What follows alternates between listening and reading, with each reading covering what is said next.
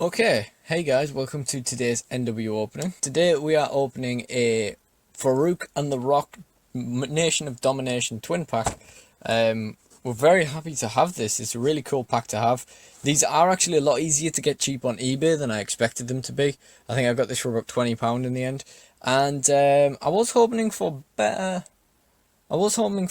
lighting conditions for opening this one with, because I wanted the video to go really well. But putting off opening this set now is really becoming an issue for the Royal Rumble I'm animating behind this opening, and to be honest, it's becoming a bit of an issue how long I've put that off for. It's already incredibly far behind, and now it's another week behind because I've put off opening this to get Farooq to come in next. So we're going to just crack it open and get on with it. So this is the Nation of Domination twin pack, the answer to Vince McMahon's question, what would happen if I brought a Black Power movement to the WWE? That was a little bit more Richard Nixon and a little bit less Vince McMahon, wasn't it? Anyway, I'm going to crack this open. There are the figures out of the box. This is the kind of thing where... What the hell is that in there? Oh, that's not mentioned. It says on the box, it says it includes Intercontinental Title and hat. Doesn't say it includes mysterious black strip. Okay, so this is the kind of set that we want to keep boxed forever, but we actually need the figures.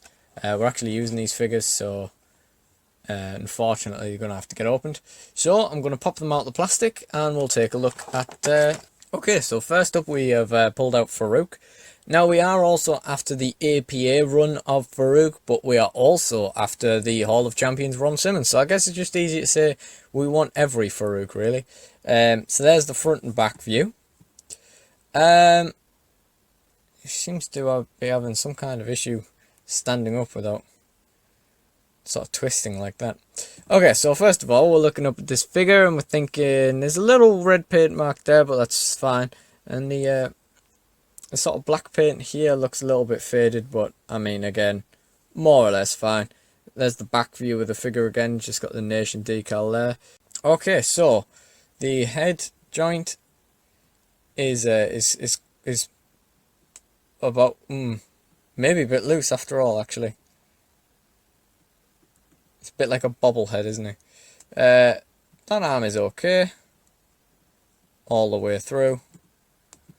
That one is the loose one, because I tend to find there's always at least a looser arm, but 9 times out of 10 there is a loose arm. That waist feels fine, but it feels like it could become a problem. That ab joint is fine.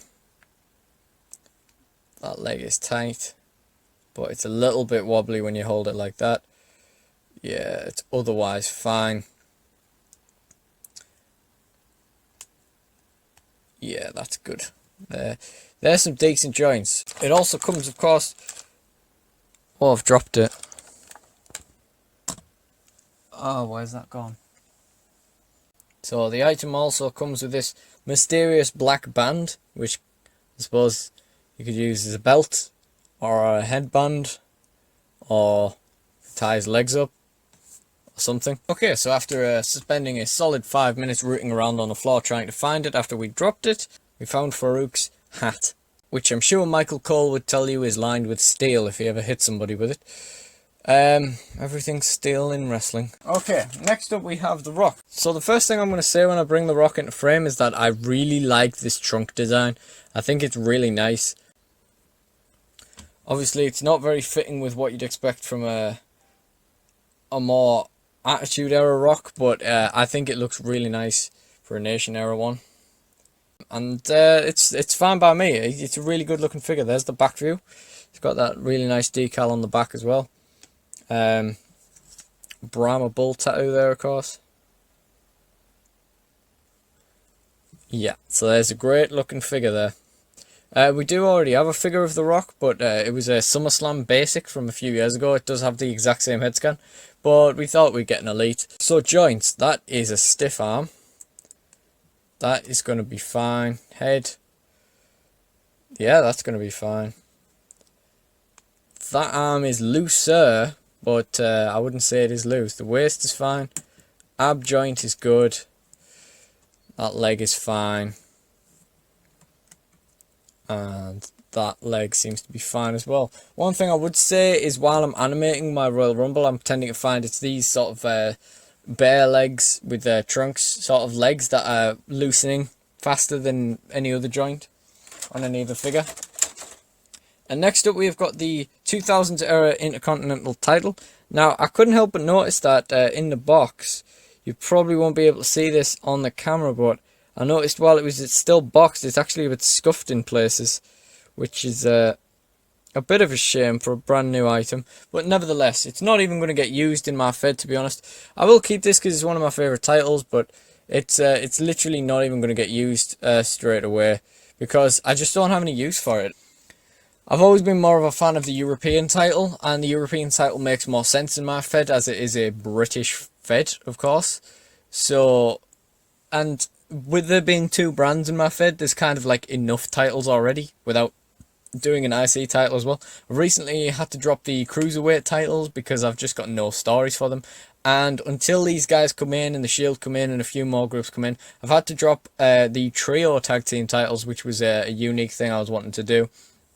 As I say, I'll probably bring that back in now that we're starting to get some of the three-man groups we wanted for that division.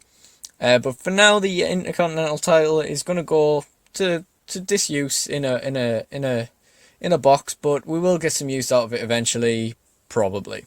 Finally, I'm just going to review these figures. You know, this is a really nice title belt to get. I was trying to get the Rock that comes with the blue IC title belt, but it was a lot of effort to actually win one of those cheap. I really like this Rock. It's probably one of my favourite Rock figures. This Farooq is actually really nice as well. Of course, you got the Nation decals on him. That's really cool. It's a really good set, I think, between the two of them. And I'd definitely pick one up if you have the opportunity. If you're thinking about picking this set up, I would. So, where did the Rock and Farooq fit in DSW? Well, basically, the Nation storyline is going to be something I'm running now. I've got both of these in D'Lo Brown. Hopefully we're going to get the Godfather as well, and he's going to join them as well. Once the Trio Tag Team titles come back, the Nation are obviously going to go for them. In the meantime, they're going to go for the Tag Team titles. And also, the Rock is going to be feuding with the Iron Champion, which is the main brand Iron, who is Shawn Michaels. He's going to feud with Shawn Michaels. And Farooq, I think, is going to feud with Triple H as well, kind of like leadership versus leadership thing against the DX faction, of course.